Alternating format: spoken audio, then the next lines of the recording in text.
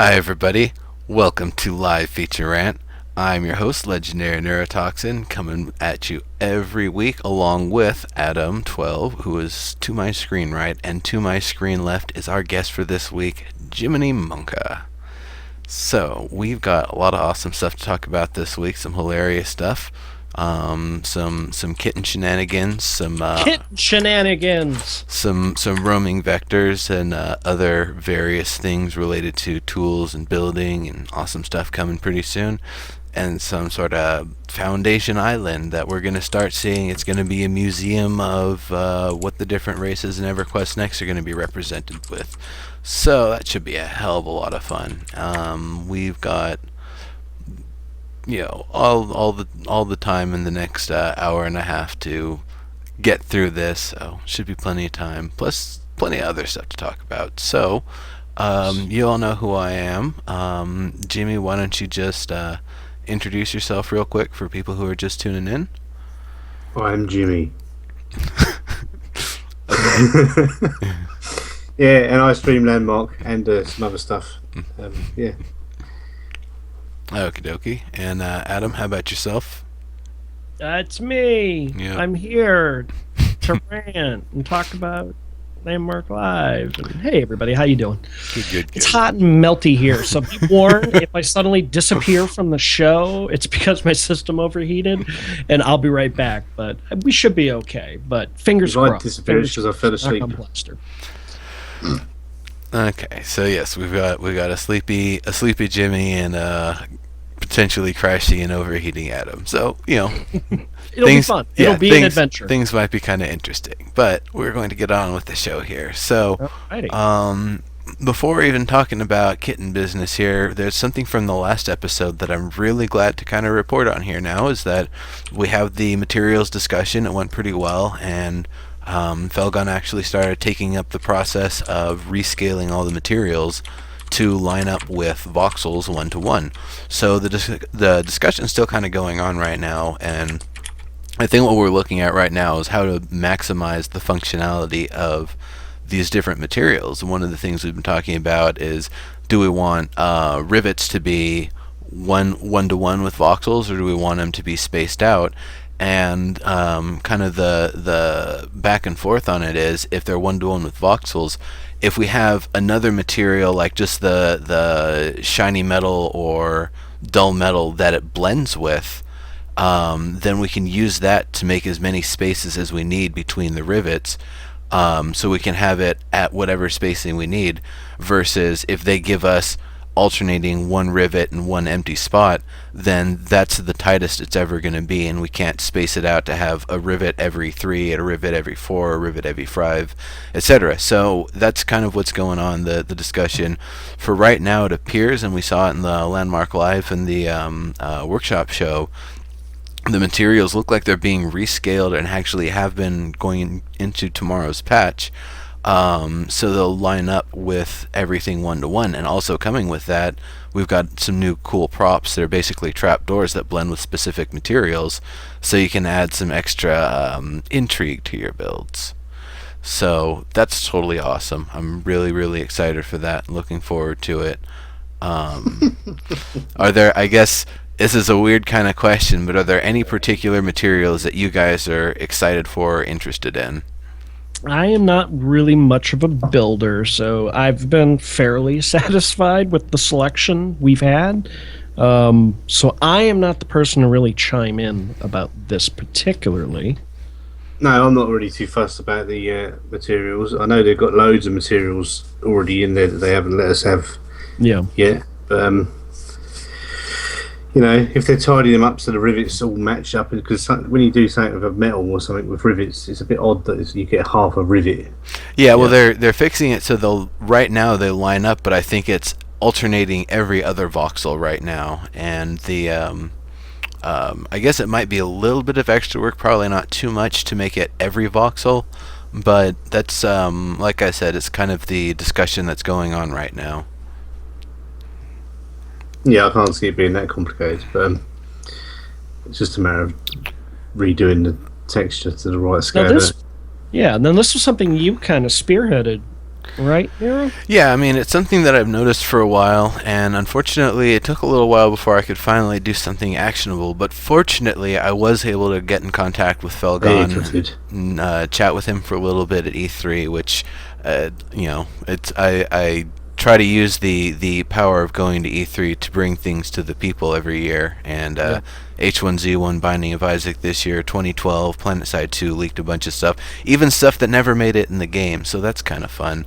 But also being able to get this discussion going on the material scaling. He said, yeah, post something on the forum, send me a message, and I'll look into it and follow up. So I did that, and he did that, and here we are. Everything's going to be totally awesome here pretty soon. Excellent. Excellent. Yeah, I mean, I've noticed. I've certainly noticed. I mean, I've been doing a lot of stuff with stone primarily because I tend to like the way stone and marble looks together. But I've definitely noticed, especially with like marble, like how the patterns aren't always consistent, and so it will be nice. It will be nice to have that more fine control to control what what's going on with the grains and things like that. Yeah, for sure. And I guess the one thing that it makes me want to have is some sort of a diagonal metal to go with the horizontal and vertical, so that way I can have something that connects the same way I have with the wood, where I can make a nice octagonal frame without any issue. Being able to do that with metal would be absolutely lovely. Yeah. And also, I think that's also starting to get into a lot of the clean lines that a lot of, I would expect, not necessarily as much Dark Elf, but High Elf sort of stuff would be made with. So, or whatever, what the hell is the not Dark Elf? The, Light Elf. The Wood Elves? No, yeah, I guess the Wood Elves. Well, I guess this name. I don't remember. Yeah, this is me not necessarily remembering all the genealogy and everything. Yeah, neither do I. Yeah, but the normal elves. There's the regular ones. Have you read the books? Because they're all different now. The lore of EverQuest is out the window. They've got a new one, which they've written for EverQuest Next. So all them other different factions of elf, they're all non-existent anymore, aren't they? Okay, well, yeah. So now, there kind of is and there isn't. There's High Elf, Wood Elf, and what's it called? The Dark Elf. So we've got now I guess the High Elf is the base kind of version. The Wood Elf, I don't know how they came about. If they kind of made their way out into the wilderness and just made their home out there rather than being a part of the Empire, which would make sense. I have a lot more respect for them if that's the case, because honestly, fuck that Elf Empire. They're a bunch of fascists. Oh my goodness, I hate them. Someone is letting us know it's Teardal, Feardal, and Kotadal. They're not sure which is which, but I do know because I have one. The Teardal are the Night Elves, the dark-looking ones. So. Yeah, well, Kotadal is the High Elves. That's what Corlin and his cronies and all are. And then the Feardal, I guess, would be the Wood Elves. Yep. Yeah, Remio, wrong game. All right, so yeah, materials totally awesome. Elves definitely, like I said, High Elf being able to use those really nice sweeping lines on the verticals as well as the horizontal and diagonal probably work out really well. That sort of stuff can come later, but we always have to remember that their maximum is 512 materials right now due to the constraints of DirectX 10. And they want to move to DirectX 11, I'm sure, but it's a big step, and they're not ready to do that right now. They've got the rest of the game to build first before getting that level. Basically, it'd be like an optimization at that point. So, in due time we'll be able to get more, and maybe when it gets to that point, we'll actually be able to submit materials via Player Studio, which would be awesome. Yeah. Yep. Because then they'll have the room for it. But they definitely need to go to DirectX 11. It's just like you can't have a game in this day and age that's not DirectX 11 unless it's Minecraft. Well, there's still a lot of games being made with x86 in mind, not using 64-bit architecture. So there's still a lot of games that are just limited to the meager amount of RAM and for AAA games, it seems like less and less of them are doing that, or they're at least having the option for a 64-bit. Now that SOE is firmly decided we're 64-bit forward here on out, I don't know what that's going to mean for getting them up to DirectX 11, or what's the actual highest version of DirectX right now? Isn't it like 12 or 13? No, I think 11. There might be sort They of were a going to beta They of were 12. going to stop at 11, and then they announced recently they're not going to stop at 11, but they haven't brought it out yet. Okay, Gotcha, so I yeah. guess they're waiting for everyone to catch up to 11 still. You know what I think it is though. There's a lot. I've been involved in the thread that Steve Klug's got going on, and we'll get to this more later about some of the frame rate issues. Based on some of the people trying to find the magic fix, and some of the things I've seen them saying, there's a lot of folks not running DirectX 11. So I think there's, you know what I mean? Like, Yeah. I think that's partially why they're holding off on forcing that on people. Well, heck, when I was at Neopets in what was that, 2009 or whatever, they said that I think it was still 90% of users were using Internet Explorer, and my stomach turned a little bit, and I was like, Yeah. It's not their fault. It's because they're not educated. They get idiots selling them. It's the same people that sell them the computers, the same ones who sell them Norton's antivirus, which is like the worst antivirus program in the history of antivirus programs. And they will have a crap that makes your computer run better, but actually makes it run slower. So it's not their fault. It's the people who sell computers. Arseholes. Malware antivirus. Who'd have thunk it? Yeah, you'd be surprised how many people, well, I mean, not that we all need to be super geeky, but you'd be surprised how many people buy a computer and have no idea how. I mean, I'm the tech person in my circles, so believe me, I have the dumbest stuff being thrown at me to be troubleshot sometimes. So yeah, I just wonder if there's some program out there where somebody is really smart and they've got something where they're just taking 1% of all of the millions of users' processing power to mine bitcoins just for them. The whole Lex Luthor thing, but it's Yeah, maybe it could be you. It could be you, Nero. Yeah, no, not yet. Wait until I'm making AAA games on Unity solo. YOLO. No, Yep. I don't think I'm gonna be doing solo. When I'm at AAA, it's gonna probably be with the studio, or I don't know, or I'm gonna have to collaborate with one at least to publish it. But that's for Unity Daily. This is Live Feature Rant. yeah, this is Live Feature And Rant. speaking of live features, What kind of segue is that? we've got kitten naming was a feature that we had earlier today on. Yeah, we had all sorts of kitten drama coming out of Yeah. SOE on Friday. It was pretty funny, actually. It was Yes. kind of cute. Yes, indeed.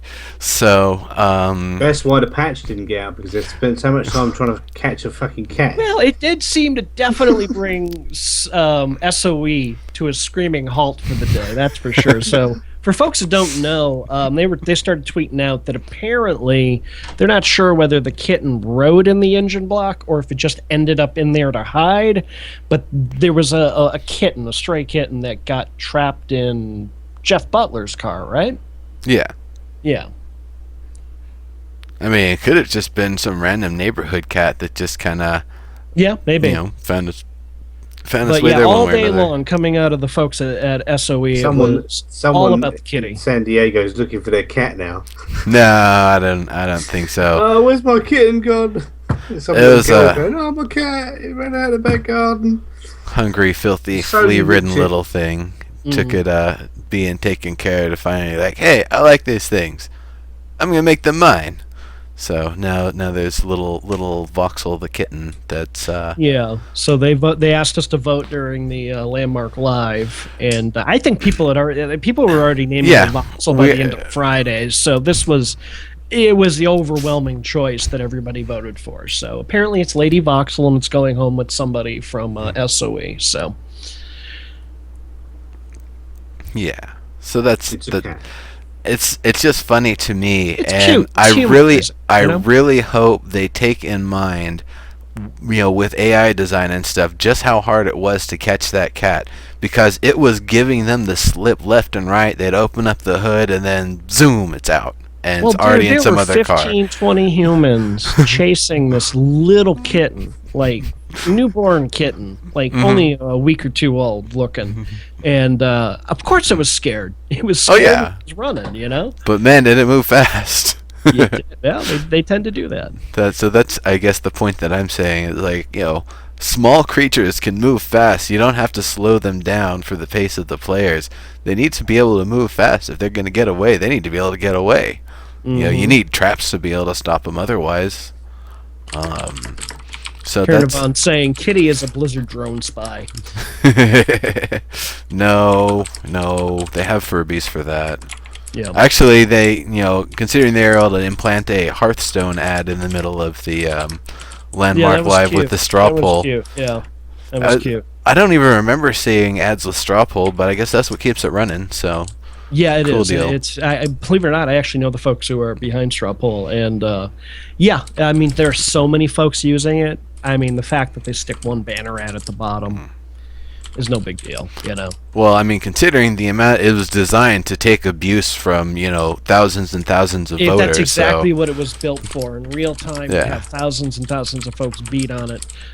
It was interesting, though, because usually the way the ad systems work, they pull stuff based on what you've been browsing. So I'm betting you anything somebody was playing Hearthstone or looking at Hearthstone stuff. Oh, we know Omid plays cheating. Hearthstone.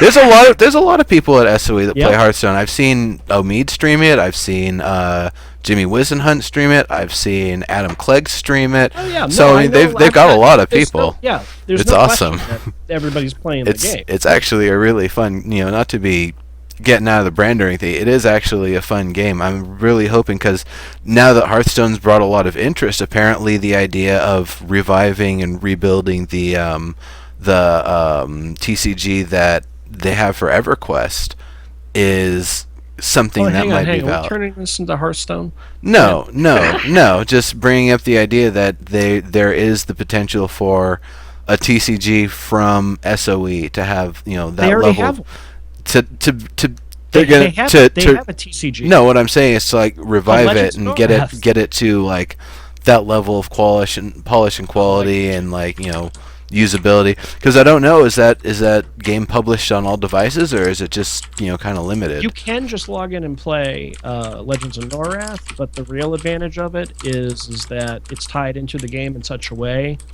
that there are like in-game items you can get out of the cards and stuff like that. So it's a little, it's they've been doing it a lot. They did it in Star Wars Galaxies too. They did the same thing there. Right. So that's where a lot of the really uber stuff started coming from in the towards the end of the game, which annoyed me. And I hope it's something they're a little more careful about. But yeah, they've been doing the TCG thing for years, and I've heard from folks who play, they really do like what SOE is doing with their TCGs. So it's just not as flashy and as polished as I think as Hearthstone is. Okay, Jimmy, have you played Legends of Norath at all? I haven't played it. What is Legends of Norath? Okay, it's their TCG. Exactly. So that's the thing is. I'm not an EverQuest person. EverQuest Next is my. Well, I played EverQuest, the first EverQuest, for about 20 minutes, and I thought, what a load of shit, and that was it. Man, that was my experience of EverQuest. So yeah, I played it for 9 times longer than you, dude. Really? Yeah. I'm still leveling my Fey Wizard in EverQuest 2. My goal is to have got a level 80 before What's the max EverQuest level now, Next EverQuest? comes out. So, say again, Jimmy. Sorry, What's there's a little the bit of max level Skype in lag. EverQuest? I'm sorry. Say again.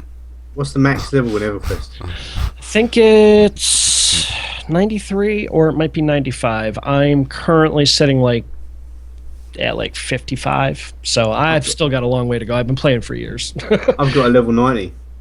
Oh, there you go. I've got a free one. Oh, well, yeah. What are they doing? They do that Ujima the heroic classes now. You can buy like a character already leveled up to 85 or something. They were giving them away free a little while ago, weren't they? I missed that. I Got a wasn't free one. paying attention at the time. Oh. It drove me Never played the nuts. game. They were giving I've them got a away. level 90 that I'm And never I going to play with. completely just wasn't logging into the game at that point. And when I realized I missed it, I was kind of annoyed.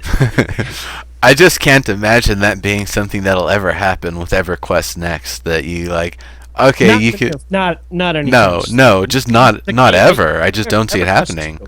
You've got to remember, EverQuest 2 is what going on 11 years old. So I mean, there's so much content like that has changed the feel of the game at the higher end. I think the idea at this point is we understand if you want to skip like the first 80 levels. There's so much else to do over here with your friends. I can see why they're offering it, but I want to explore the lore of Norath. I like, I want to, I've been enjoying that. So I'm not rushing, I just a little bit here and there, level here, level there, and, Remo Spez saying way too many buttons to use in EQ2. Definitely special ability overload. Trust me, you do hone in on like your core abilities and kind of say forget all this other stuff. But anyway, we're 70 sidetracked buttons here. going. I mean, UIs, if they're scalable and customizable by the user, I didn't mind that I had 70 buttons when I was playing World of Warcraft. Just like that. I've done some really clever things like abilities I use very infrequently. I've got it set so I have to move my mouse over to a certain area and then the buttons appear and then they fade away when I'm not using them. They've got it's a highly customizable interface, so it's not completely unbearable. I would actually switch my hand from my mouse to my number pad to cast off 4 spells real quickly when I would need to. There you go. So, queue them up. At this point where I am, because I've taken so long to play the game, they've got this alternate advancement skill sets that are sort of like how you jack up, like here's what I want to specialize in. I've been taking so long. And I'll log in, I'll set up a spell research, log out, pop in 5 days. Like there'll be whole stretches where I've done nothing but log in and set up spell research. So my character is so overly powerful for her level at this point that I really do rely on like 3 or 4 things that will 1 or 2 shot kill most stuff I'm running into at level at this point. So gotcha. Yeah. Landmark Live and workshop subjects. There was a whole bunch of stuff they talked about today, and I was a little disappointed. There was not as much talk about the frame rate issue as I thought there was going to be, but why don't you kick us off? I know you're really excited about the whole roaming vectors thing. Okay, actually, they did have one optimization they're talking about with frame rate, and that was the multi-threading, which means, everybody who has a modern, processor with multiple cores. 8 cores. Yeah. 8 cores. So with a lot of not using right now. Yeah, exactly. So that's what they're kind of working on, is actually starting to use everything that's going on with the processor rather than just having it all going on one thread like That's what multi-threading, hyper-threading, I believe is the term they call it in the PC world. So yeah, they were describing it as multi-threading and doing it in the same way it was done with PlanetSide 2. So that should really help with optimization. So when I play, I notice it kind of chug when I'm at a really fancy build, but generally it isn't that bad for me. So like, how is it for you guys right now? And like, what's the best that I'm it's definitely been? one of those folks. A huge. I used to. I have I'm running a Radeon HD 7770. It's not the latest and greatest, but it's not a bad card. It's a real good value for the $120 it cost when I bought it new. Right. Normally, no problem running games on high or very high for the most part with that card. This card I had to run on medium and then go into the advanced settings, turn stuff up there. And that would give me about 35, 40 frames a second. More than playable, and again, I know the game's not optimized and all of that stuff. The patch before the caves brought me down into the teens, which anybody knows when you start dropping below 24, 25, 24 frames, it really starts to become, no fun to play. And the optimization patch came in last week. It returned a couple of frames per second, but not any. Like I'm still hovering in below 25 frames a second, even in like dead areas of the world. So, and I've also noticed that I'm now constantly being CPU bound. It doesn't even seem like it's using my graphics card right now. How about you, Jimmy? How is you been playing fine? Yeah, most of the time it's alright, but then sometimes it goes shit, doesn't it? You go down to 5 frames and you're like... Yeah. But that's just, it happens, I think you're running around, 1 minute it's perfect, next minute it's crap. But we'll see in it how they fix it.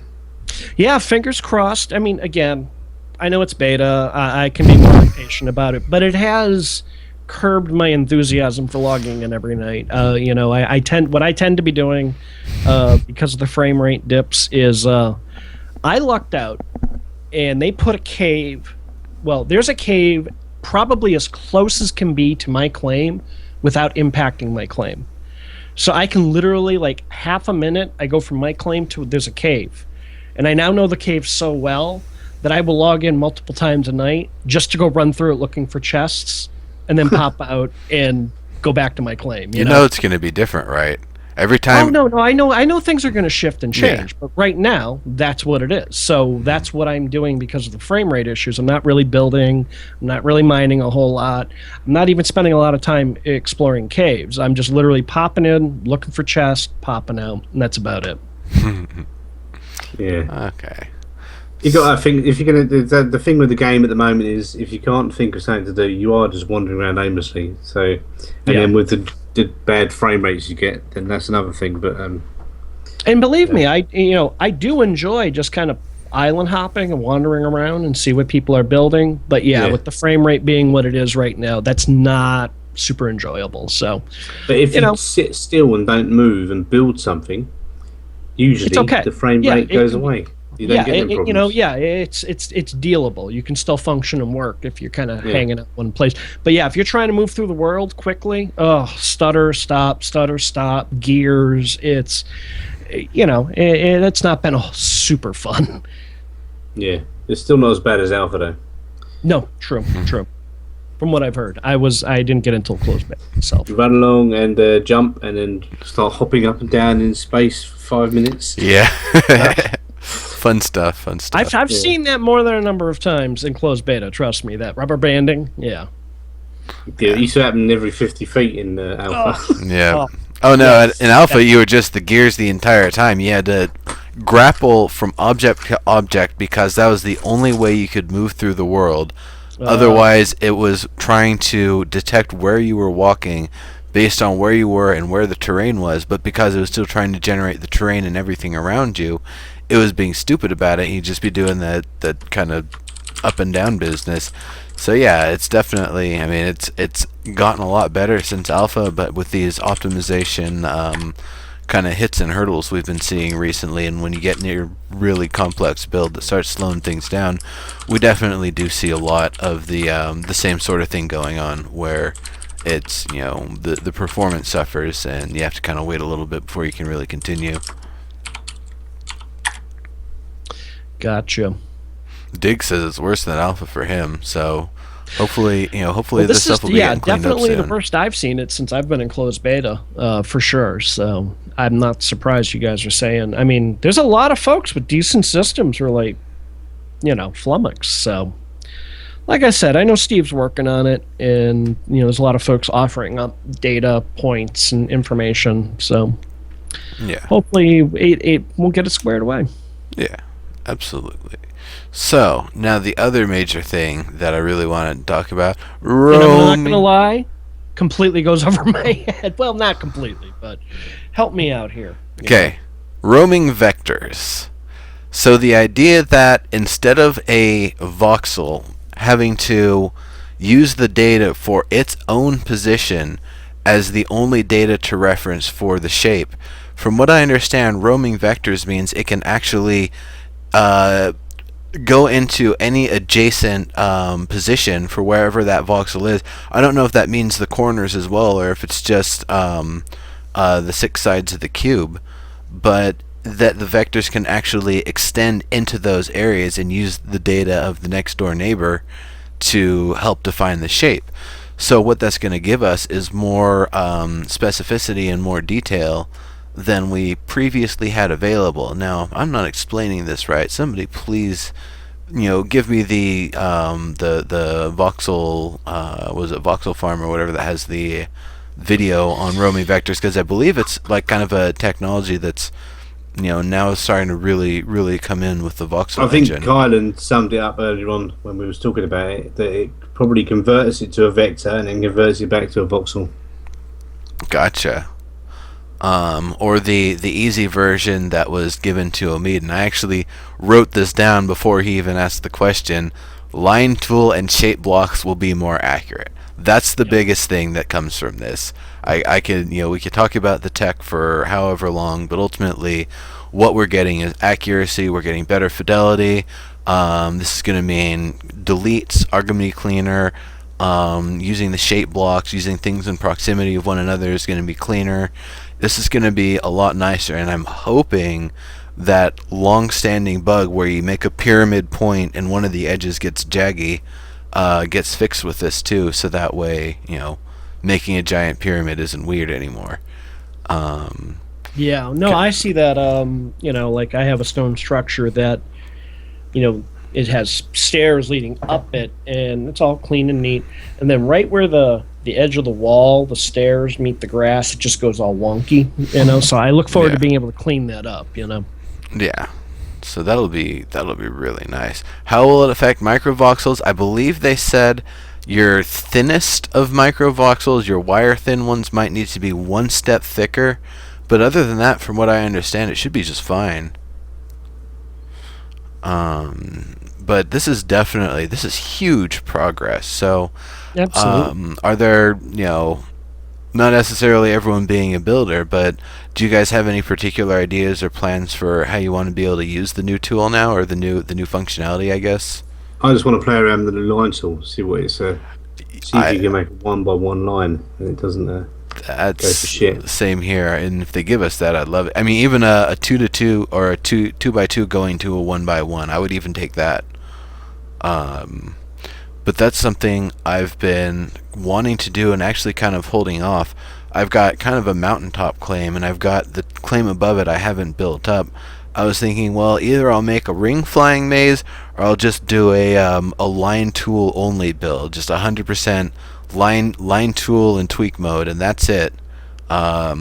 Maybe undo is the only other thing I'll add in the repertoire, and just build up one of my alpha style structures, one of those big splat fests that people had seen in the past, and just have that as a fun demonstration of what the line tool is capable of now, as well as maybe being able to start designing the infrastructure for one of the kind of floatier races that we'll see later on.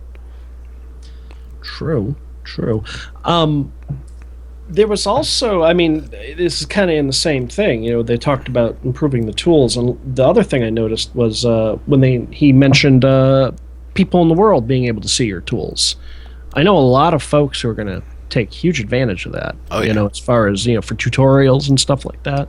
Yeah, that'd be really handy. That one. Yeah, very much. When someone's trying to explain to you how to make something, and you just watch the vox, all you're seeing is the voxels changing. You don't see what they're doing. Yeah, exactly. So you can see what they're using. That'd be a lot more helpful for teaching people. Voxel combat would be really interesting too, because you can kind of see where your opponent's targeting. Yeah, that's true. That's true. Excuse me. Unless you turn that ability off. No, it should be turned on for battles. I think that'd be more interesting for viewers, for onlookers who are watching. They can see what each of the fighters is doing, their strategies and their methods. True. In here under these notes, you wrote down, refresh my memory here, the many types of trap doors for various materials. Okay.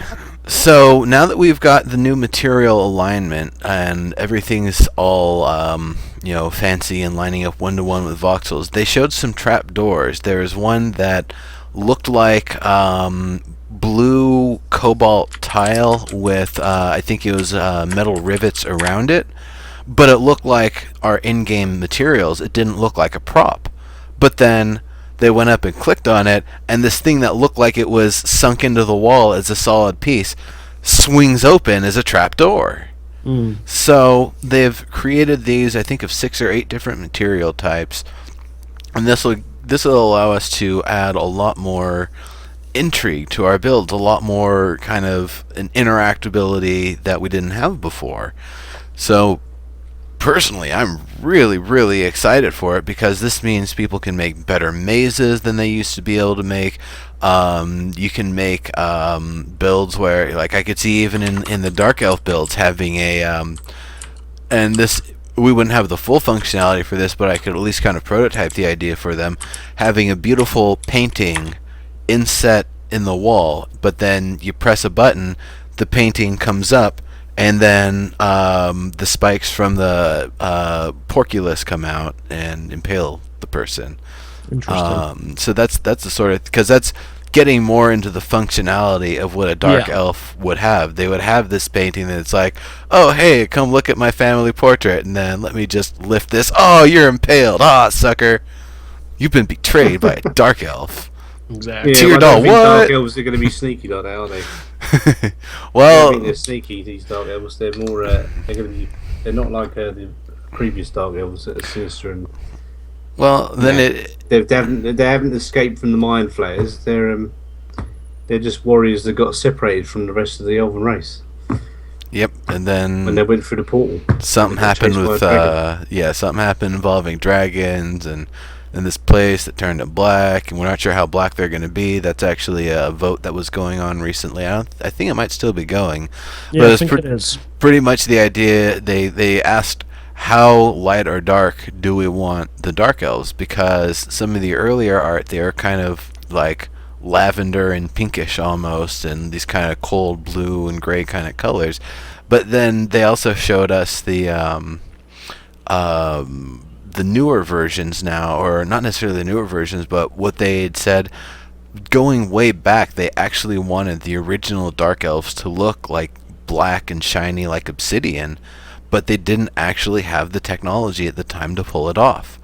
So with that in mind, I actually think that would be a really neat aesthetic, that they're just absolutely like void black, that they're just the darkness, because I feel like that really matches with their aesthetic, as well as their, functionally, they're supposed to be the most trained fighters and hunters, and they can kind of creep through tangly brush and all sorts of nasty stuff like it's no big deal, and just kind of, go through any terrain like it's no issue. So being able to add that extra layer of, well, we're naturally, our natural skin tone is black now, so we even blend in with the night further and more than we used to. I think that works really well for them, especially because I would imagine dark elves are probably going to do a lot of stuff underground and a lot of stuff during the night, because those are where more dangerous stuff is going to be. And being militaristic and being in search of greater glory and honor for themselves, establishing themselves as the top elf, they're going to be everywhere. They're going to be taking on the toughest stuff. So they're going to be going out at night. They're going to be going underground. So it really does make sense for them. I don't know. I rolled the Dark Elf early when I started EQ2. Got him to around level 15.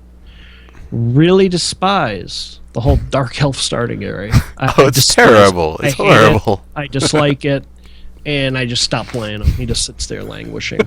So I'm not the person to really pipe in on aesthetics of dark. If they're going to be anything like they were, and they end up spending most of their time underground, I'm out. I'm not interested. Not interested at all myself, personally. Well, I know that in the story, was... if you haven't read the stories, then you should, because they're good. They're only little short books, and everyone who's here should have read them as well, because otherwise you're going to get spoilers. Yeah, it's your own problems, not mine. They're outdoor fighters because they're elves, but they get forced underground. They have to stay in. They go to the city, and it's all underground, and they escape underground, and it all happens in a short space of time. But when they come out the other end, they're not underground. They're in an open world, so they haven't. Well, I don't know where this underground thing comes from. Don't know, but all I know is Neriak is mostly underground, and I disliked it. The underground thing shouldn't even be in it anymore because it's not. The story's different now. I've not read the last book. I understand that. I understand that EverQuest Next is a reboot, and they're going to go in a different direction, etc., etc. I'm just. Yeah. I was sharing my experience with playing the Night Elves when you thought it was crap and it could give you a bad experience. There are a lot of people who liked it, and let me be honest. My character looks totally badass because I was one of those fools who spent $20 in the player store to get him like nice looking armor. It's purely cosmetic. It doesn't have stats, but he looks like a badass. And then he just stands around as a tailor and makes bags all day. So. Only thing I use him for, he's a way higher tailor than he is an adventurer, so. Yeah, I could see that happening, Diggs. 45 minutes, and then finally, oh, Tobran, please lead me out. Show me the light, or whoever it was. I'm sure it was a hilarious set of circumstances to watch for a good length of time. But yeah, I mean, that was I didn't really like that they were underground EverQuest 1 either, because they didn't have the visual fidelity to let you know how to get out. They didn't that was a problem in EverQuest, the original period. I mean, when I tried a trial, I think I ended up playing a troll or something, and just all the interior cave stuff just looked so muddy and blocky and dark. Yeah, the graphics are shit, weren't they? Let's face it. I mean, don't get me wrong. I mean, obviously, it was. At the time, it was cutting edge, and they laid the foundation for what people are doing in MMOs today. But yeah, it has not aged well. It has not aged well. No, definitely. You go back and think, what is this, man? I heard they did a graphical update on it just a couple of years ago, but I have not gone back. Yeah, I saw the graphical update, and it's like, whoa, they totally made that look like, they went from the Nintendo 64 to the GameCube, and it's so I thought they went from like 1999 graphics to 1999 December graphics. Yeah, it's just terrible. Well, it's dated, is what it is. It was good Absolutely. it was good for its time. It did what it needed to do, and now it's like, absolutely. Well, to be fair though, if they had Tenaris running, I would be playing it. I used to play that as a kid. It was, their first game. Is SOE's very first game. I saw the server. It's gigantic. Cost them like $500,000, and anybody's, even a non-smartphone is probably about as powerful too. Definitely a smartphone. I mean, like I said, I mentioned a few weeks back when we had talked about like my MMO history, and literally the very first MMO I touched was EverQuest Adventures, which was a port of the original EverQuest for PS2. So, I mean, it hasn't aged well. So yeah. Well, before we move on here, under the tools notes, you have one more thing in here about the 1x1x1 shape blocks. Yes. What's that about? Okay. Before, we couldn't get the shape blocks all the way down to 1x1x1. The smallest we could get was the 2x2x2 by pressing N and changing the scale. And even that, they looked ugly when you placed them, no matter what you did with them. They didn't look right. Now we have 1x1x1s with the magic of roaming voxels, or roaming vectors rather, that look correct. They actually hold their shape just fine. You can place, they've got ones that are like an angle block, if I remember. I think there was maybe a corner block. And maybe there was even a like a little triangular block, if I'm not mistaken. I'm not 100% sure what all they've given us, but definitely we will know soon, because I think it's going in tomorrow's update.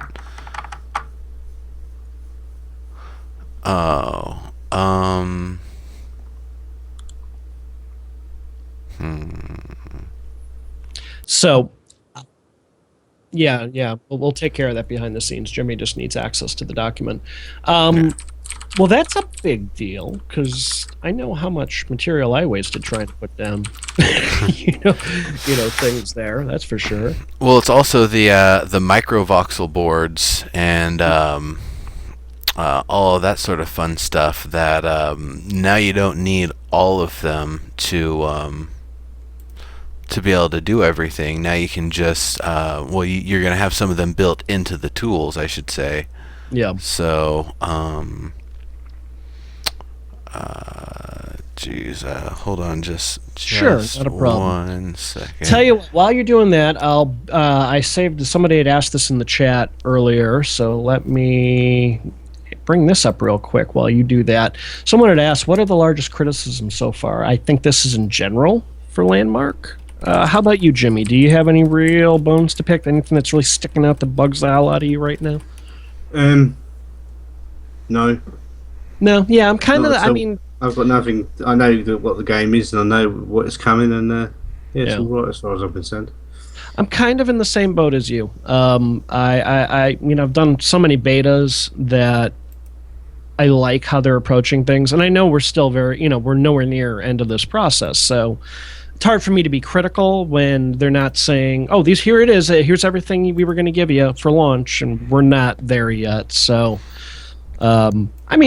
I'm looking forward to more of the adventure stuff. But again, like we've talked about it before. I definitely understand why they went the way of the way they are, because they need people to be building. So, how about you, Nero? Anything really? Okay, I mean, those actually, you kind of touched on something that I want to talk about a little bit. Um, it's the blueprint update. All right. So where did I have Yeah, my that's notes? kind of next on the roadmap anyway. Well, Well, almost, but we can jump to it. It's it's a fun. little ways down, but we can jump to it here. Yeah, So jump. the blueprint revision has come, and it comes with some good stuff and some stuff that I'm a little weird about. Okay. So the good stuff is that the build up from now to SOE Live is focused on 100%, it seems like, for builders.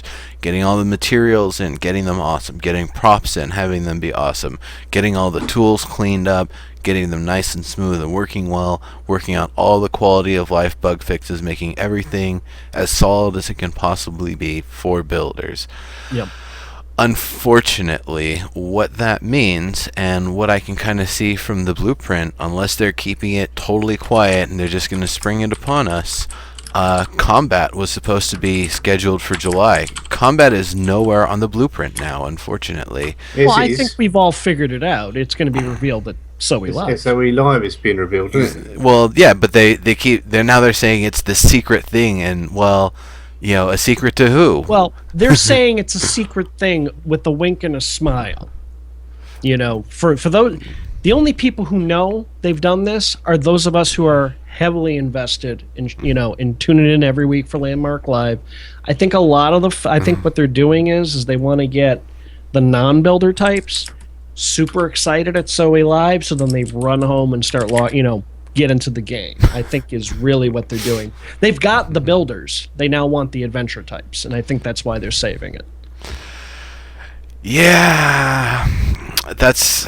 I mean, we have until forever to do what we're gonna do with Landmark, but it's just, I guess, in the here and now that I really wanted to get started with more functional builds, so I can start giving them feedback on like how much damage we're doing to voxels and deformation and materials versus how much deformation they're taking for the different types of damage, whether that should be a thing.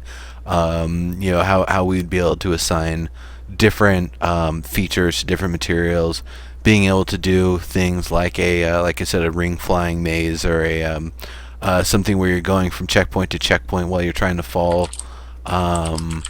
Various different sorts of stuff like that. More of that interactability. That's really the stuff that I'm looking for and excited for. And above and beyond just what we can do with the voxels and the props right now, because we can make really nice things that we can tell a story with, but it's very limited in what we can actually do with them and utilize with them beyond the scope of role playing. And without SOE mode in the game, the role playing is a little bit limited right now. We can't really make the full level of machinima that we're going to be able to make once SOE mode comes in the game. Yeah. So it's just that we're gonna have. I'm okay with it, because I'm glad that we're gonna have all of the building stuff out of the way. That it's gonna be done. That it's gonna be nice. It's gonna be That's tight. what It's it gonna be looks like. solid. That's good, and that we're just gonna be minor revisions and iterations as we go forward. But yeah, they've definitely they're not hiding it from too many people that combat's the thing they're doing at SOE Live. Then Yeah. be excited for it. Yeah, like I Just- said, there was yeah. definitely a wink and a smile about the whole thing. So they know that those of us who are super invested are figuring it out. But if you look at this breakdown of the blueprint, and I'm re-looking at it, it really is, in a lot of ways, as far as building, guild maintenance, communication, it is tucking the corners, dotting the I's, crossing the T's, so that after So Live, it becomes about combat. At least that's, I guess. That's what it looks like. So Jimmy, what are your thoughts on all of this with the changes to the blueprint and combat being kind of tucked away for the SOE Live reveal? Well, they've got to have something big to reveal at SOE Live, and we don't know what they've got with EverQuest next, because we don't know anything about EverQuest next. It's all Yeah. So unless they've got something mega to do with EverQuest Next, and it might be, they might go, this is what EverQuest Next is looking like now, and they'll show us in the, because it is the Landmark engine, they'll show us in Landmark, and then they'll, once they reveal that, then they'll suddenly add it into the game, and we can all start going around getting killed. Yay! Yeah, but they've got to do it. Everyone seems to forget that they've got to make money because of the stupid bullshit system we live in. That everything is about profit year on year with all these stocks and shares and all that crap. They've got to make money, so they've got to present it to go. Look at this game. It's really exciting, and they've got to do it at a big venue like SOE Live. So that's why they do it for. They do it for the cash. They've got to do it, otherwise their shares will plummet and the company will go out of business, and they'll put some new bod in charge, and it'll go, crap. So just the way it works, isn't it? You can't. It's the only way you can look at it. You can't look at it and go, "Oh, it's not fair. They didn't give you what I wanted." They've got to make money, otherwise we don't get anything. We don't live in Star Trek land, and when we do live in Star Trek land, we won't be playing fucking computer games, will we? So, well, then we'd have the holodeck, and then we'd be able to play much more kick-ass. Computer games would be out traveling around the universe, banging aliens and stuff. Yeah, or whatever kind of space cocaine or whatever. But anyway, no, in Landmark, green skin aliens. What are you talking about? Yeah, don't need coke. You got green skin aliens. Hey, Poro. So yeah, the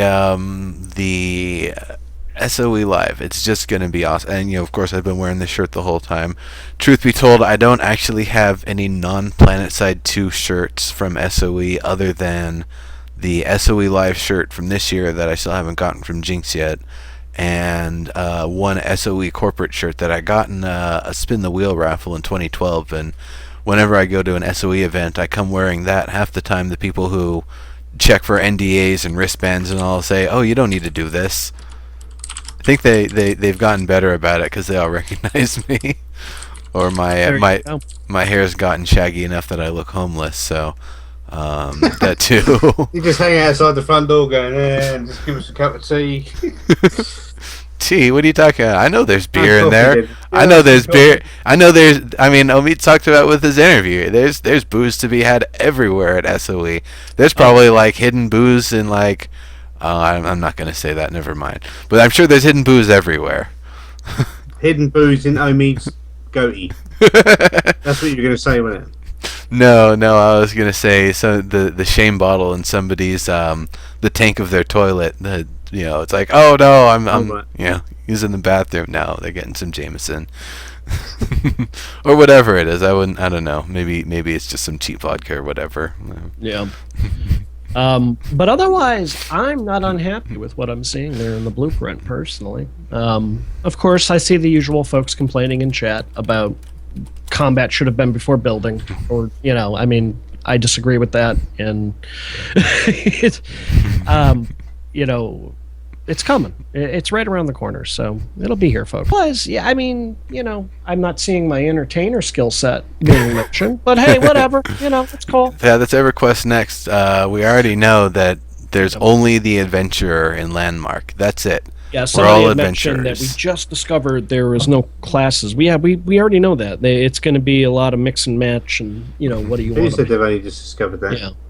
It's been the story since day one with a Landmark. One class, the adventurer. Yep. Because we can do everything because we're badass. Yep. And it's the idea that the adventurer doesn't get attributes from equipment; they get functionality from equipment.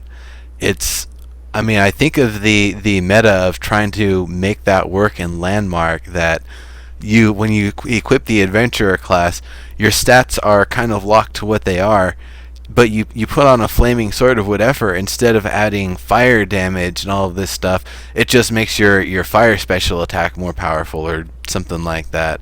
Or instead of adding fire damage, it makes a large radial attack in front of you or something.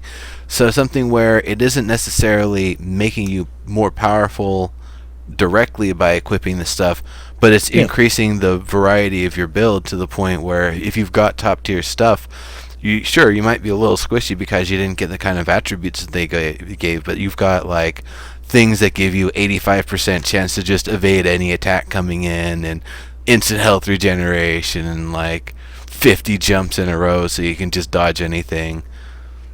Whatever. Yeah. 50 jumps. Infinite jumps would be pretty awesome. Yeah, well, they've got the stats. They could just make it 2 jumps and 3 jumps, couldn't they? It's Yep. hard. That's right. Yeah, Cody, Sure. bards singing, definitely. Yes. I mean, that's the thing, is with the technology of SO emote, they could actually do, pitch modulation and everything, and make people sound like they're actually singing the notes, even though they're totally off. No, if they can't sing, they're going to fail as a bard. The only people who can sing should be bards. Yeah. Because otherwise you'd be like, you just get a cat and spin it around by the tail, and that's the noise you'd have. Well, I mean, I can get Don't the spin cats around by the tail. no spin them around, grab them by the belly, and then spin them around over And your tickle head. them, yeah. No, I can get the singing parts for whatever is at Rock Band or whatever. That's no problem. You just need to hit the notes. It's or get close enough. But that's completely different than actually performing with multiple people a composed piece that everybody's been given the piece, and the musical score, the composer's or conductor score rather, is what's actually being used by the game to synchronize everybody's parts and play it synchronously, like play it as one piece. That's the sort of thing I'd love to have, and I'm really hoping they'll be able to pull off, because then you can have all of us playing whatever wherever we are in the world, and latency is mitigated because it's all kind of tied to this conductor score. Once again, I know I'm just kind of ranting here, but come on, this would be lovely features. Well, here's what I will say. I know for a fact that folks brought this idea up of being able to either compose your own music or sing your original songs in Star Wars Galaxies, and I know things have changed there internally, but they were always against it because of IP copyright issues. They were worried about people abusing the system, so they always shot it down. So I want to make it clear, what I was suggesting for Entertainer really was more of a buffing system that allowed us to have some eye candy so we could play during parties and stuff like that, was originally what I was suggesting. But and then I saw someone suggest, I'd like to be able to play my own music on my claim. And again, one of those things of, I can just see someone trying to blast, whatever death metal they care about, and I don't want to be subjected to everybody else's taste in music, But anyway, to bring it back on track, was there anything else under the tools improved that you wanted to bring up before we move on to the update notes? We got a big patch coming in the near future. Yeah, I think that's pretty much it. On the one other thing on the subject, I guess, of blueprint revision, they talked about that the guy who was working on Oceans was kind of tucked away and doing his own thing for a while, given ample time to do all the research and all the feature testing and everything he needed before bringing it forth to the larger project, implementing it and getting all of the functionality in place. So we're seeing the same thing with combat. Michael, I feel like the name was like Michael Roca or something. It wasn't anybody I had heard of. And I couldn't track it down with the help of Google either. So if anybody can tell me who it was, or list their name and their Twitter handle or whatever, that would be awesome, because that's totally the guy to bug, not harass, just to bug about combat. Don't be harassing people. Thanks for the follow. So what I wanted to say though is that he's probably in the same position, that he's the guy doing the combat, working somewhere behind the scenes, maybe a small team that he's working with, or maybe it's just him solo. He is the man. He is the combat guru, and at some point he will be able to, bring all the stuff through.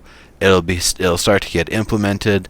It'll start to get everybody working on it. The strike teams, as they said, everybody getting full force on the project in the getting into combat, and that's going to be great, because right now we have one person. They can spaghetti string up all the code they want. They just need to make sure they comment it clean before people are actually looking at it.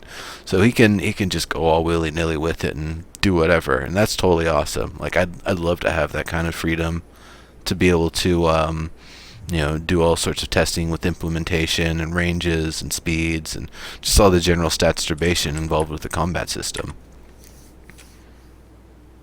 Cool. Well, we're all just speculating and talking out our butts until we see them reveal it. So good luck, Michael. Make it awesome. There's a lot of people crying in my chat. They're like, you were overdue. So make it happen so they'll shut up. Okie dokie. We got a patch tomorrow. Yes, we do. That is clearly not going to fix my frame rate issue. So. It might. I think they said multi-threading is coming tomorrow. Is it tomorrow? I thought that's why they had Steve on. But maybe I'm mistaken. Jimmy, did you catch that part? Yeah, I did not think. I'm going to check. I was flying around in a spaceship. Yeah, I don't think... he made it sound like it was a few weeks away before the multi-threading was going to kick in. Okay. So well, maybe... I'm not expecting, but I could be wrong. I'm sure someone will correct us in the chat in a minute if we are. But yeah, I mean... I know we're getting sci-fi props. That was the one thing I heard about that I was excited about. So. Next week. Devents is is saying it next week? I thought it was this week. For the multi-threading. Okay, next week for the multi-threading. The sci-fi props are this week. Yeah, and those look nice. Was it a bunch of different pipe sections I saw, the 2 propellers, and then... Yeah, the propeller fan things were awesome. So the and of course those trapdoors are awesome. I think we already talked about those earlier, but yes, the trapdoors are going to be amazing. Let's see. Oh, the other just thing. Just after I demolished my dungeon, they bring out trapdoors. Yeah, we're getting the surface-specific contact. So, i.e., the game's going to be able to see where you're going to be landing and then adjust the animation based on that. So, like, everybody got excited for diving.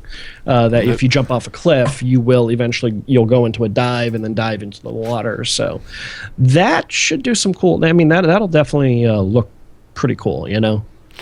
I'm wondering what kind of things can actually trip it. Like if you start into a dive, and then hold the spacebar or whatever using the belt, and then glide yourself away, will you then free fall in the dive, or will it redetect your material?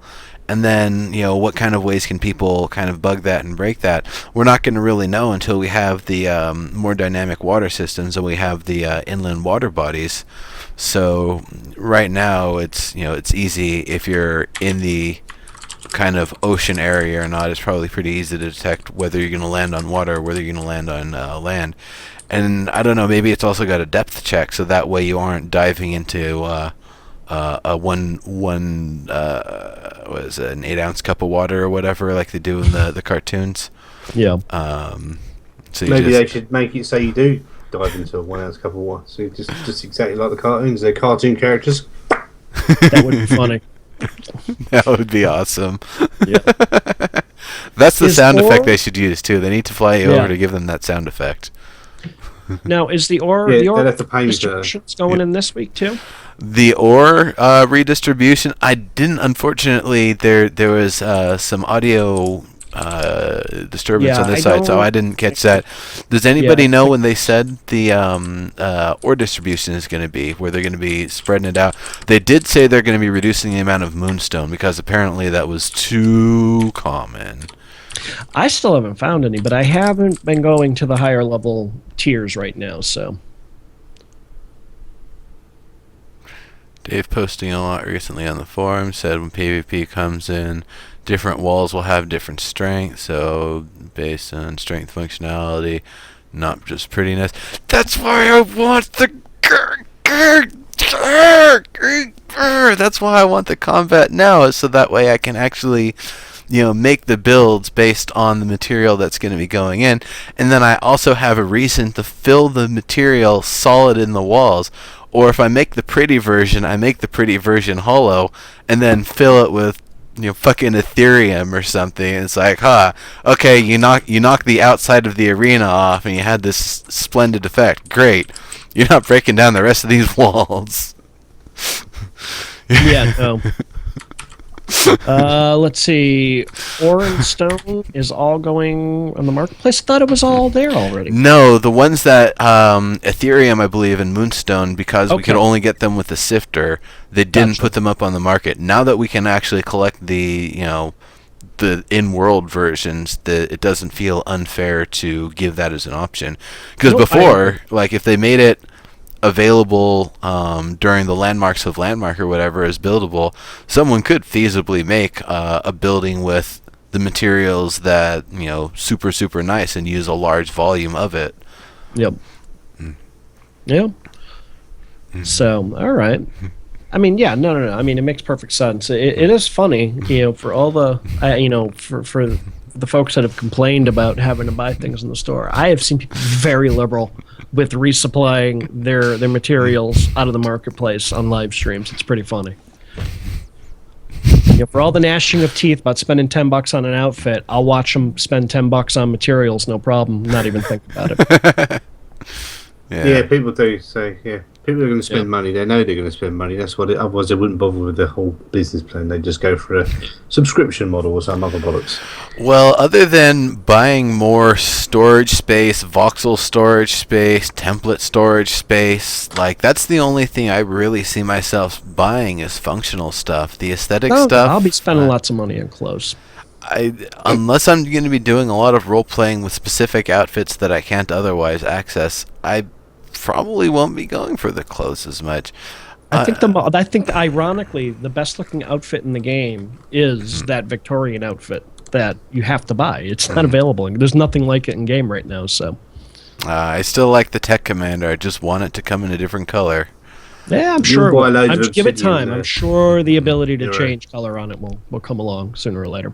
What was that, Jimmy? You're going to buy loads of obsidian. I know you are. No, I can collect it just fine. You're going to buy it. You're going to buy at least $50 worth. They're not getting a penny out of me for obsidian. You're going to buy it. Ain't gonna happen. They're gonna get so many wallets or not wallets, but bags and storage space things or whatever that instead of having to worry about getting obsidian, I'll just go down with all the people who haven't filled out their storage space, and then when they're in overflow mode, it's like, oh hey, you can just pass all your extra to me, and then you're like, oh yeah, you wanted that back or something? Sorry, I wasn't inventorying who gave me how much. Yeah. Sorry, I'm a jerk. Also, I've got obsidian now. Because I'm the only one who can hold 10 million of it. Alright. Because you can only hold like 100,000 at a time right now. I need 500,000 just to put down my damn tower. And it's hollow. Yeah, they're definitely going to make some money out of that thing, aren't they? Unless it's really easy to craft them, which it won't be. They got to make it somewhere, that's for sure. Remember, folks at the end of the day will not be paying to get into the game, and they're, unless they're an SOE All Access, account, they got to make money off it somehow. So it's, things like inventory and voxel storage, I'm totally fine with them charging for that, Yeah. Now, the really big news that I think went over a lot of people's heads was, of course, they announced a new contest, which wasn't a surprise. You guys are all going to be helping them build the Dark Elf stuff for next. Yep. Did you all catch the hint and innuendo Dave laid out there during that conversation? About if you build awesome stuff, we'll, maybe give you a job? Well, he said specifically, let's not put words in his mouth, players who build awesome stuff and win the contest will have a quote-unquote unique opportunity.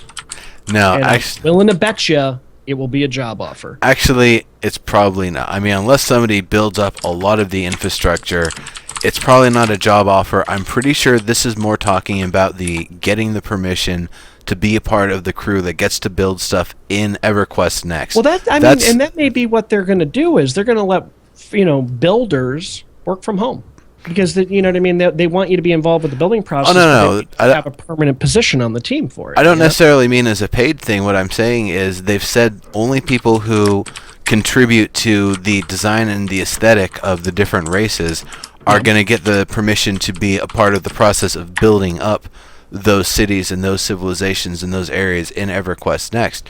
So in Next, if I'm one of the people that help build the stuff for the Dark Elf aesthetic, and they put my stuff in as part of the final build, then when EverQuest Next comes around, I believe what happens is that I'll be given some amount of space in the Dark Elf quarter of the main city or some dark elf structure. You're just nitpicking the way I presented it. At the end of the day, it is still a chance to work Yeah. with the folks at SOE Yeah. to help them build EverQuest Oh yeah, next. oh yeah, definitely. And, looking at the chat, it looks like a lot of folks are kind of picking up on that, and some are disagreeing with me. I'm not saying that they're going to be making $75,000 a year building some stuff for dark elves, but I suspect they're going to be given the opportunity to become part of a special team that works with them. If I was to, again, yes, don't know. Sorry, Dave, I don't mean to put words in your mouth, but he implied something special. It's going to be a little more than a lunar anklet, that's for sure. 2 lunar anklets and 10 iron portcullis. Yeah. Yes, exactly. let's all have a portcullis, please. One that works. Yeah. Well, actually, I'm really hoping we get more different types of platforms and things in general. Like I saw the propellers, and it's like, okay, so when I turn it on, does it like move or anything? Because I was just playing with Gary's mod yesterday, and it's a little wonky. But the ability to actually have props that, like, we have one that moves up, we have a bunch of them that swing on a hinge. We don't have anything that just kind of pushes in one direction to be able to use as like a hidden door, like a bookshelf hidden door sort of thing, or a platform that you jump on and it raises up and down when you click on it. We don't have anything like that right now, and I'm pretty sure they'll be coming with that sort of stuff in the future. When they said moving props, I'm really glad we've got the propellers. I'm really glad we've got the trap doors. But when I heard moving props, I was hoping we would have things that move in different patterns than the current stuff that we have. And I'm sure they'll be coming with that stuff. It's, they have all the time that they need to get that stuff in. I'm sure we'll see more of it in the future. Yeah, elevators, pistons, thrusters, exactly. So explain what they're doing with this Dark Elf Foundation thing. They're building like a whole island basically just for the Dark Elves. Well, right? They're establishing Foundation Island. It's one island. I don't know. I don't believe it's on one specific server. I believe they're instantiating it so it's available on every server, if I'm not mistaken. Well, it's going to be like its own zone. Its own island. It's specifically, this is where, not Dark Elf building, but this is where the race-specific building is going. Okay, so this is just in general. This is going to be where they have folks do this stuff. Yeah. Well, I don't know if, and that's the other thing, I don't know if we're actually going to be... Yeah, it wasn't really clear like how that's going to happen, yeah. I don't know if we're going to be building on these or if we're just going to be seeing the finished products and what SOE has been working on these. So that's definitely one thing that I need to rewatch the video for clarification on. But it seems like they're going to have the official like SOE build of things that they like from players and they're kind of building up. But they might also have space for players to be able to build stuff up and just to have it around on that island for everyone to just know, okay, if you want to look at Dark Elf stuff, just go to this island and you can check it out. But from what I'm sure they'll clarify for us. But Cody might. I think it's going to be like he thinks that it's going to be a live presentation island that only the SOE devs add to. That would make sense. I mean, you can really build wherever you want anyway. So, or maybe you want to, like you said, build, but we may be able to go visit it and look around. So it'll be like they said in at the reveal of EverQuest Next. They're going to have a place which is going to be themed to go into EverQuest Next, and it'll be one of them places where you've got to build to a theme, and they'll place it. It'll be separate from separate from the rest of Landmark. So who in the chat right now is already ready to submit to the Dark Elf builds? That's what I would like to know. So get back to me on that chat room. How about you, Nero?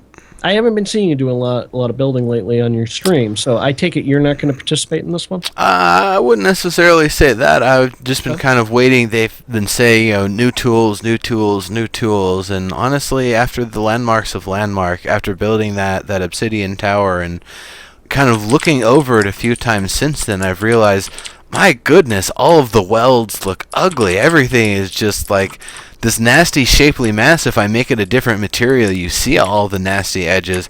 Fortunately, I'm able to use the brick to hide a lot of it, and it kind of smooths a lot of the edges because of the brick material in general.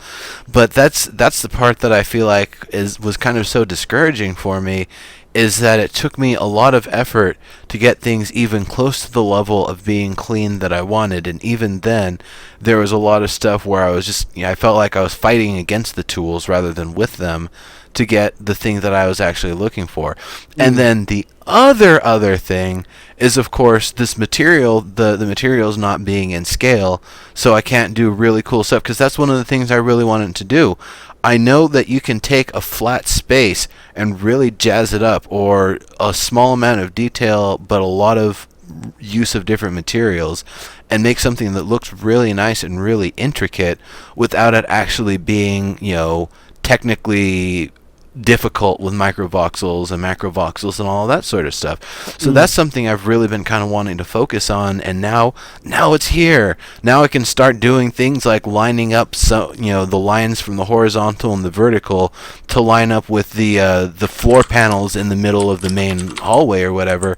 So that way it's got, whatever I'm designing has this seamless kind of look and feel. That's maybe more of a dwarf thing, because the Dark Elf's supposed to look not manufactured and not like earthy natural. It's supposed to be natural materials, but they're supposed to look shapely and well formed, that they, have geometry and design in mind with them. So now we're actually starting to get a lot more of the tools to do a lot more of the stuff that I feel like I'll be able to actually contribute to the Dark Elf stuff. Because up to this point, other than taking the time to learn how to make all the various shapes of Dark Elf blades and such, I don't feel like I'd really would have been able to contribute too much other than maybe some of the interiors. Gotcha. I'm definitely seeing, by the way, a couple folks, our usual builders, Devance, Coda Voss, are saying, yeah, they definitely want to jump in. Speaking of which, Coda Voss did a really nice post about Dark Elf interiors, and he did some nice sketches, did a lot of what we talked about last week. If you're not even though he's a good builder, he did a lot of that other fringe design elements and drawings. And if you guys haven't checked it out, go check it out. Get involved. Coda, explain to me your comment there. What do you mean Morgar responded to it and it confused you? Let me know about that. Well, how long are they giving folks to turn in entries, Nero? Did they say it's going to probably be about, 2-3 weeks? I don't remember if they said when the end date for the contest was, but they said it's starting today, so we should be able to find the notes tonight. All right, but obviously, after, at some point, by the time you guys if you're watching this after the fact, the information will be more available. But it's still very cool, and a little bit, again, just them announcing it out 2 weeks, Devance is saying. Okay. It came out of nowhere. I was not expecting them this week to announce a new contest, but very cool. I'm glad. Obviously, they feel that they are getting the results from you builders that they're looking for, so go make EverQuest next awesome, folks. I'm really looking forward to it, and I'm really looking forward to seeing what some of you guys do there. So, okay, now here's something I'm realizing, though, is if they're taking this long with every race that they're doing with Dark Elf, we're not going to have the aesthetics for even 9 races ready for a long time. It's going to be, this time next year, and we're still only going to be halfway through them. So I'm not sure if that's a thing that they're going to have to rush at some point, or if they're going to have overlapping, 2 races being designed at once, because I feel like that might be too much of a strain on the art team, because they're putting 100% all effort on either making the props for the Dark Elf stuff, looking at materials for the Dark Elf stuff, assessing the stuff the players have done, determining whether it's for the style and not for the style. Big ol' wall of text there. Thanks, Coda. I'll get to it in a minute. You can finish your thought. Okay. That was pretty much all I had to say. So if you want to, So Coda got back to me here. We've obviously drawn a lot of attention to the military background of the Teardal and how their training, as well as their experience in Umbra, shaped their development as society after their return to Norrath. But they've also come to the realization that they can't function as a purely military society. They need commerce with other kingdoms. So trade and crafting is important. There are fewer in number than most races, so the formation of diplomatic corps was crucial for them. Their low population requires that they acquire knowledge and power. Other races lack, so they study. So the study of ancient artifacts is important. None of these facets fit quite so cleanly into a military structure. There have been some discussions on why the Dark Elves would spend time beautifying their structure. The answer is that they want to inspire awe, seducing their guest with their beauty of what they can achieve. Their architecture is one of these ways. They say, you should really try to be our friend because you certainly don't want to be our enemy. No, thank you, Coda. Yeah, don't let Nero. I asked you for that, so I appreciate it. That's all from Morgard, who is kind of in charge of the lore. Yeah, and if you read the books, you'd know all the lore. So, well, that's just it. The only lore we really know about EverQuest Next, because they are really rebooting and remixing it up. Like what we know of those first 2 games help set tone to some degree, but they're going to change things and make, they've learned a lot over the years. They probably want to mix it up a little bit. It does sound like he's telling you flat out they're not just going to be a military, that they are going to be different than they have been in the previous 2 games, is what I'm reading from that. Yeah. So it's all in the books. It's all in the books on EverQuestNext.com. Yeah. Go and read them. There's definitely free ebooks that are well written and laying out all of the lore. No, we're not harsh flaming cowhead. You tell him, Jimmy. No, we invited Jimmy on to talk, man. That's why he's here, to open his mouth and talk. It just so happens it's like 4 a.m. over there. No it is 4 a.m. Yeah. Exactly. Really? Wow. So yeah. Yeah, read the books. And like they're saying, violent lazy. but not necessarily materialistic. And I'm sure, again, they have their military function, but definitely I can see there's a key there. There's a real key in his statement about the ancient artifacts and studying them. Interesting stuff in there. So I would say they're aggressively nationalist more than anything. They're not evil, but they're definitely like, I'm trying to think of like a rhyme for it or something, but they're definitely they think they're the best. They're definitely believe themselves to be the best among the elves, and I think they also kind of believe the elves might, going back with the thoughts of the Empire, elves being the superior race or whatever. So there's definitely this air of not only extreme nationalism, but they're willing to defend it, and they're willing to fight for it, and they're willing to die for it. So at the same time, that's it goes with their infrastructure. You don't know when some person that you've got beef with is gonna judo throw you into some spike, and then you're dead because you had some dispute. I'm sure that sort of stuff is rare because they're few in number and they can't be having that sort of stuff. But at the same time, it's definitely they have to, and that's also, it's a good consideration that Morgard is bringing it up, is that they do have to start looking at dealing with the other races. So yeah, everything is going to be spiky and made of stone and all the stuff that it normally is, but the stuff that they're like the quarter that they would have for different races, like their diplomatic quarter or whatever, I would imagine maybe that's got a little bit less spikes. Maybe it's got a little gold trim here and there to make all the other races feel like home. Just a little bit of highlight and detail to kind of jazz it up and make it more inviting. But still, at the end of the day, you look around and I can still get, someone can just pick me up and slam me onto some spikes and then I'm dead.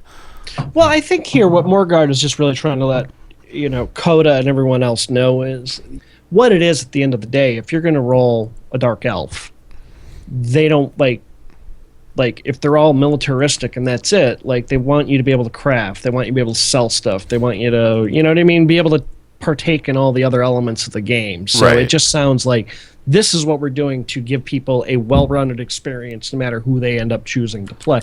Like Davis said in the other Landmark Lives, they don't want to punish a player for not being hyper educated about advanced elements of the game at the beginning of the game when they don't know anything. So how about you, Jimmy? Sorry, I was just replying to what Ickliffe said. No, I know it's tough. Yeah, for folks asking, we're not intentionally stepping on Jimmy. Skype lag with someone across the ocean screws things up a little more for us, so it's not intentional. We're not intentionally stepping on Jimmy. Go ahead. You have to repeat what you're saying because I was replying to. Well, we were just talking. I wasn't listening to you. You were busy chatting in the chat, not listening to the show. I see how it is, Jim. See what's going on. You're a little distracted. Does that? I was saying it sounds like Morgard is trying to tell Coda and us that don't focus on just the military, because at the end of the day, they want all of the races to be well-rounded so the players can get the whole experience of the game, no matter who they choose in the beginning. Like Davis said in Landmark Live, he doesn't want people to be penalized for not knowing advanced elements of the game at the beginning of the game. You know, which happens all the time. You roll a class and then realize 30, 40 levels in, oh, but I really wanted to do that thing. You know, like, I think that's what you didn't find the ideal class. They said they don't want everyone to be stuck in different 50,000 miles from each other at the start of the game. Yeah. And have to travel to the big city in the middle. Yeah. So I think that's what, why he's saying that they're not going to be just militaristic. Like Throckmorton is saying, it's just one-dimensional. They want all the races to be more multi-dimensional. And I think from a gameplay perspective, it's just because they want to make sure no matter who you're playing, you have access to everything in the game and you're not feeling slighted, Here's the thing. A military on its own isn't a government. A military oppressing another people, that's got the structures of a government. But a military on its own is not a government. Yeah. So they have to have their own governance within their society to address that. Have you read the books? Yeah. Yes, and the geezer who leads them is their boss, and he leads them, and he leads them well, doesn't he? So that's what they've come from. And that's the reason Icklefid said they're small because of war, but they're not small because of war. They're small because they stayed behind to fight off the dragons while the rest of the bods escaped. So they were a small little band left behind, and they had to breed from a small group to survive when they went to their new place through the portal. That's why they're small. Gotcha. Well, yeah, I mean that makes sense because they've been building their numbers back from what they had at the end of the fall of Bastion and what they lost on the other side. A small army, yeah. There wasn't many people left, was there? So I mean the workshop show, it was a little bit more of the same. I was a little surprised because last week they talked about wanting to move from exteriors into interiors. And then this week on the workshop show, it was more of, here's more towers and not a lot in the way of interiors. I was surprised by that. I don't know. Maybe they didn't get enough. I'm not sure what happened there, but it did seem to be a little bit of a switch in their focus from last week. Yeah. But hey, contest. So clearly they're getting what they want. So yeah. I think that is fantastic. It is, and I'm really glad to have seen the workshop process up to this point. Yeah, no, I agree, and Rosie's really engaged. For those of you who don't know, I want to throw a tip out here because I've seen a couple folks make this. I know a lot of the Landmark players haven't been on Twitter long. Not everyone, but I know some have not been on Twitter a long time. You want to make sure when you're trying to share stuff with people on the team, like especially like Dark Elf design stuff, you're hitting up Rosie Rapp and Jeff. Because they're the ones who are invested in looking at that. So, you may want to do because I've had people tweet me, tweet other people, and not tweet the people involved, and then I've had to retweet to them, which I'm happy to do. I just want folks to know that, you want to direct that to the people, because I've seen folks get frustrated with, why don't I get any response on this? It's because you might be hitting up the wrong person and they're not seeing it. That's it. Plus, also, if a lot of these developers have a lot of people following them, the at replies can fly by. They walk away from their desk for a half hour, they come back, and they don't see it. They don't think to roll back. Stuff like that happens. So if you don't get a response at 1 or 2 o'clock in the morning, try the next day. They're not going to be bothered. They want to see the stuff. So. I think the only other thing we have on the notes here we did not talk about is because of Cat, or the collectively named Voxel, they're going to be doing a cat-related sale in the player studios, in the stores over the weekend, apparently, in EverQuest and EverQuest 2. So I thought that was pretty cute. Well, I think let me just quickly say this before I forget it, because it just went through my brain once. Rosie said the sharp edges should be out for the Dark Elf builds. It's going to be made by magic, so you don't have all these sharp, chiseled edges for the spikes. Just natural looking spikes and natural stuff that's grown, like they're a proper, geomancer that makes the stone grow. Gotcha. So did you miss it? Trying to use a lot more of the. And they also, I think I forgot to mention earlier, new 5 different gray materials that we didn't have, different slate materials, so we can have differing levels of... and that was the other thing they mentioned on the workshop show, was there's, by the time this is done, and by the time, if you're watching after the fact, should be posted up in the forums, they're going to give you a style guide for the materials they would prefer you build with. Yeah. It was nice to see they had honed in on that. So, and they made it clear that a lot of that was brought about by people interacting with them and what the players had to say. So there you go. We are officially having an impact on EverQuest Next. It's going to be very cool. Yeah, and definitely like the whole Gothic cathedral look that we've been seeing, not kind of getting away from that and having, they said it's okay to have like pencil thin spikes, but have them as the things being interspersed between larger spikes. Don't have them being the thing that lines, because things need to be visually readable from a distance. It can't just be close up. You need to be able to see it from far away. So if you make things too thin, then the further away you are, the more it's got that kind of crunchy low res look to it, and things will get wrecked a little bit more. So part of it's that, and part of it's just the aesthetic. Like, if there was every Dark Elf structure or whatever built with just little thin spikes everywhere, I'd imagine there'd have to be 2 or 3 broken here and there, because they'd just be delicate little things that'd break off, versus if you've got larger ones and kind of the smaller ones in between, there's a more there, so someone trying to climb up the walls gets their hand impaled or something, or maybe someone gets breaks off the spike and sticks it in the person's head and pushes them off the edge. And I'm glad that they emphasized that go this way, not this way. And we're definitely seeing a lot of, we're going out this way, and they're like, no, tall, pointy, and this way. Yeah, and that's actually a good point, because they said, like with that tower that had the kind of gaping mouth look to it, it almost looked kind of whimsical, because it starts smaller and it gets bigger as it goes up, and it kind of feels like it's getting less architecturally sound and more floaty, I guess. So those floaty, lofty structures, definitely try to keep to a minimum. That doesn't mean you can't have things that are tall and high up, but make sure you've got a big solid foundation, because remember, it's starting small and kind of being pushed up through the ground to the largest base that creates the overall structure of it.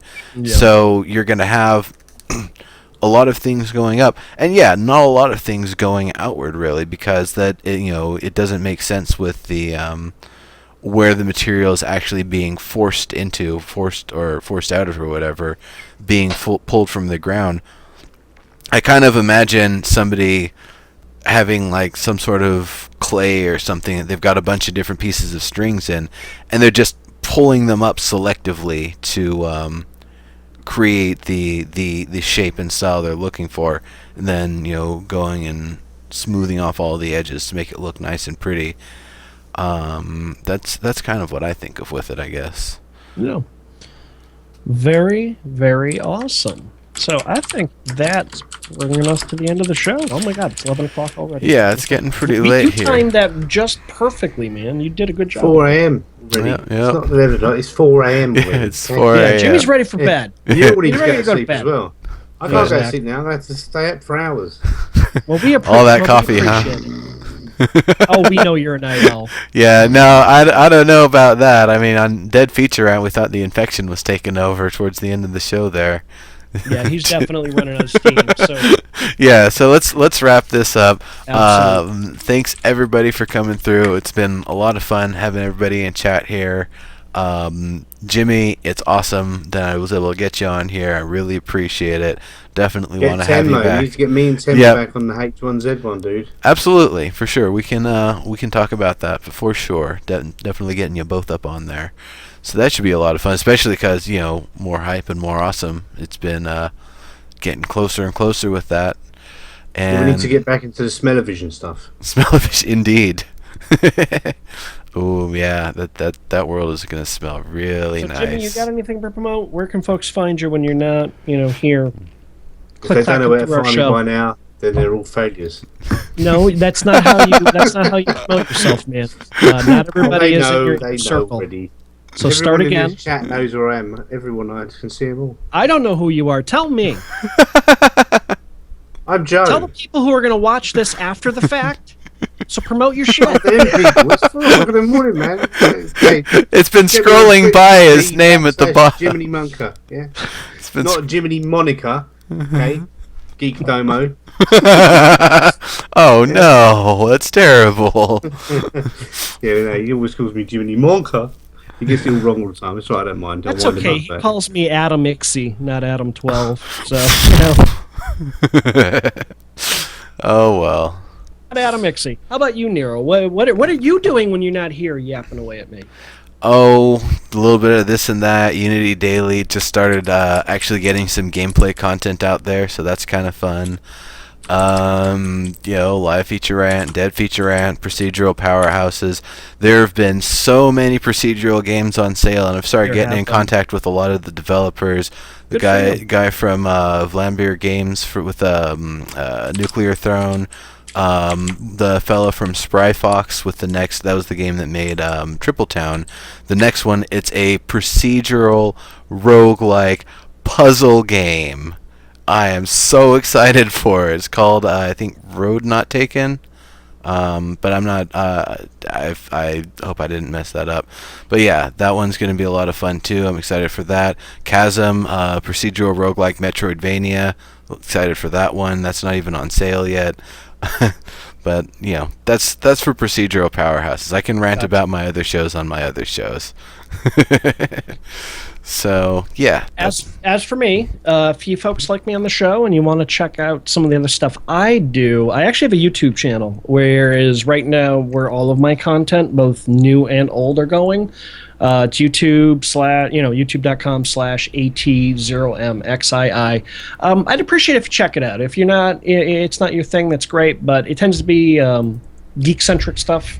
Me talking to the camera. Sometimes it's Star Wars, sometimes it's video games, and I can promise that by this weekend there'll be some video game stuff up there as well in the next week or two. Something that will be very, very relevant to the SOE fans out there. So please check it out, and if you like it, give it a follow. I would appreciate it. Okie dokie. So now, like I normally do with the shows, I'm going to do a giveaway, and I'm going to do that after we wrap up the show here. But giving away an iron portcullis? That or a lunar anklet, whichever the winner prefers. But there's one other thing I wanted to do, and I don't always remember to do it, so I'm going to do it here while the show's going. We are going to raid Andrew, or as he is known as on Twitter or Twitch, well, I think both, Amusing. Now, he's on day 4 now of a major project. He basically took this area where there wasn't hardly any land above the surface, built it up. He's making his own island right now. So definitely click over the channel, hang out there. Don't leave here yet because I'm going to do that giveaway. But then, the show wraps we up. are most definitely going to be going and hanging out there and watching him build up that island because that is exciting. He is one of the top, if not the top, terraforming expert in Landmark. He is amazing. And he's a really nice guy too. He's a super cool guy. I run into him a lot in the chat, so go check him out. All right. So on that note, I will see you folks later. Thank you very much for coming through. Thank you for joining me, Jimmy, and thank you for coming back as always. As you will be, Adam. So I'll be here next week. Yep. So Dead Feature Rant tomorrow, 5 to 7 p.m. And then Castles and Crap Shacks, as always, 2 to 6 p.m. on Sunday Pacific time. So should be a hell of a lot of fun. All right. See you folks later. Bye-bye. Bye. Good night. See you later. It was nice to talk to you. It was nice to meet you, Jimmy. I've heard a lot about you around the net and in the